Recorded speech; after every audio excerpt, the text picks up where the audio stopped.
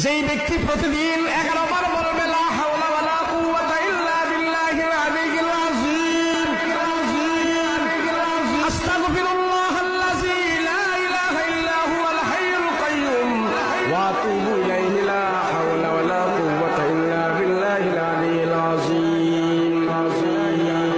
রাসূল সাল্লাল্লাহু আলাইহি ওয়াসাল্লাম বলেন, আমার উম্মতেরা প্রতিদিন যদি কেউ 11 বার এই আমলটা করে, সকালে বিকালে যদি কেউ এই আমলটা করে, আল্লাহ পাক তার জীবনে কোনো অভাব দিবে না, অভাব দিবে না।